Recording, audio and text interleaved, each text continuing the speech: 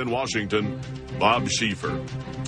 And good morning again. We begin this morning in Afghanistan, where Senator Barack Obama is on the ground. Lara Logan, our chief foreign affairs correspondent, sat down with him for a long interview this morning. We're going first to her. Lara. Good morning, Bob. Well, Senator Obama spent his first day in Afghanistan yesterday visiting the troops, talking to soldiers, speaking with their commanders. Today he met privately with President Hamid Karzai of Afghanistan, and he says that after talking to both sides, his assessment is that the situation in Afghanistan is both precarious and urgent. And he said that the U.S. has to start planning to put more troops in Afghanistan now. I believe U.S. Troop levels need to increase, and for at least a year now, have called for 2 additional brigades, perhaps 3. I think it's very important that we unify command more effectively to coordinate our military activities. But the military alone is not going to be enough. The Afghan government needs to do more, but we have to understand that the situation is precarious and urgent here in Afghanistan, and I believe this has to be our central focus, the central front on our battle against terrorism. Why does it have to be the central front? What is so critical to U.S. interests here? This is where they can plan attacks. They have sanctuary here. They are gathering huge amounts of money as a consequence of the drug trade in the region. And so that global network is centered in this area. And I think one of the biggest mistakes we made strategically after 9/11 was to fail to finish the job here, focus our attention here. We got distracted by Iraq. And despite what the Bush administration has argued, I don't think there's any doubt that we were distracted from our efforts not only to hunt down al-Qaeda and the Taliban, but also to rebuild this country so that people had confidence that we were here to stay over the long haul, that we were going to rebuild roads, provide electricity, improve the quality of life for people. Now we have a chance, I think, to correct some of those errors. There's starting to be a growing consensus that it's time for us to withdraw some our combat troops out of Iraq, deploy them here in Afghanistan, and I think we have to seize that opportunity. Now's the time for us to do it. I think it's important for us to do is to begin planning for those brigades now. If we wait until the next administration, it could be a year before we get those additional troops on the ground here in Afghanistan, and I think that would be a mistake. I think the situation is getting urgent enough that we've got to start doing something now. The United States has to take a regional approach to the problem. Just as we can't be myopic and focus only on Iraq, we also can't think that we can solve the security problems here in Afghanistan without engaging the Pakistan government. But how do you compel Pakistan to act? Well, I think that the U.S. government provides an awful lot of aid to Pakistan, provides a lot of military support to Pakistan, and to send a clear message to Pakistan that this is important to them as well as to us. I think, that message has not been sent. In what circumstances would you authorize unilateral U.S. action against targets inside the tribal areas? Well, what I've said is that if we had actionable intelligence against high-value al-Qaeda targets, and the Pakistani government was unwilling to go after those targets, that we should. Now, my hope is that it doesn't come to that in fact the Pakistani government would recognize that if we had Osama bin Laden in our sights, that we should fire, or we should capture and seize. Isn't that the case now? I mean, do you really think that if U.S. forces had Osama bin Laden in their sights and the Pakistanis said no, that they wouldn't fire? They wouldn't go after? I think actually this is current doctrine. There was some dispute when I said this last August. Both the administration and some of my opponents suggested, well, you shouldn't go around saying that. But I don't think there's any doubt that that should be our policy, and will continue to be our policy. But it is the current policy? I believe it is the current policy. So there's no change then? I don't think there's going to be a change there. I think that in order for us to be successful, it's not going to be enough just to engage in the occasional shot fired.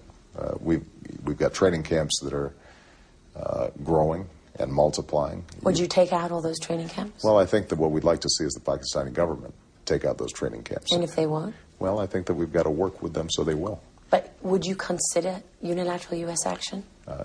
You know, I will push Pakistan very hard to make sure that we go after those training camps. I think it's absolutely vital to the security interests of both the United States and Pakistan.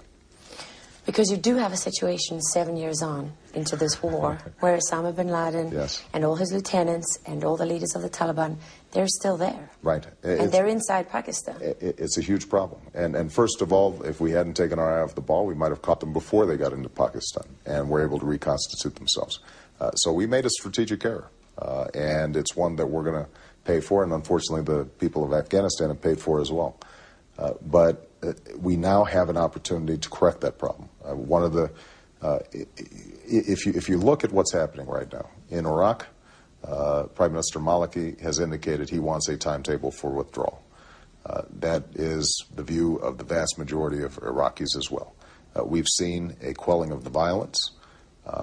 We haven't seen as much political progress as needs to be made, but we're starting to see some efforts on the part of the various factions to deal with some of the issues that are out there. Token efforts at best, though. They are token efforts at best, but if we have a timetable and they suddenly see an urgency behind the fact that the American troops are going to be leaving and that they need to get their act together, then this is the perfect moment for us to say, we are going to shift our resources. We're going to get a couple of more brigades here into Afghanistan.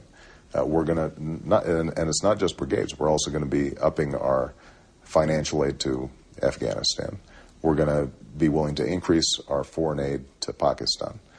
In exchange, we're going to expect that Pakistan takes much more seriously going after Al-Qaeda and Taliban base camps on their side of the borders. What would be mission accomplished for you in Afghanistan? Well, mission accomplished would be that we have stabilized Afghanistan, that the Afghan people are experiencing rising standards of living, that we have made sure that we are disabling Al-Qaeda and the Taliban so that they can no longer attack Afghanistan, they can no longer engage in attacks against targets in Pakistan, and they can't target the United States or its allies. So losing is not an option? Losing is not an option when it comes to Al-Qaeda, and it never has been.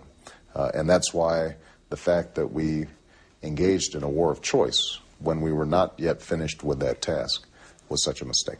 Do you believe the war on terror can be won if Osama bin Laden is still alive and if he's still out there? I think there would be enormous symbolic value in us capturing or killing bin Laden. Because I think he's still a rallying point for Islamic extremists. But I don't think that by itself is sufficient. I think that we are going to have to be vigilant in dismantling these terrorist networks. Okay, last question. There is a perception that you lack experience in world affairs. Right.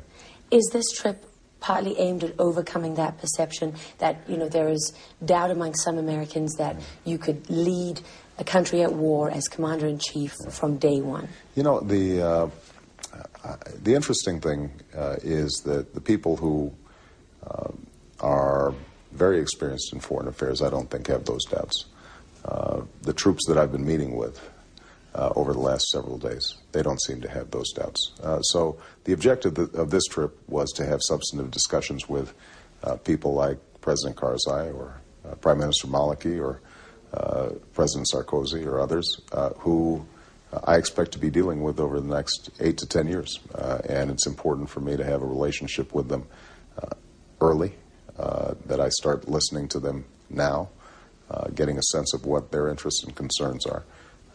Because one of the shifts in foreign policy that I want to execute as president is giving the world a clear message that America intends to continue to show leadership, but our style of leadership is going to be less unilateral, that we're going to see our role as building partnerships around the world that are of mutual interest to the parties involved. And I think this gives me a head start in that process. Do you have any doubts?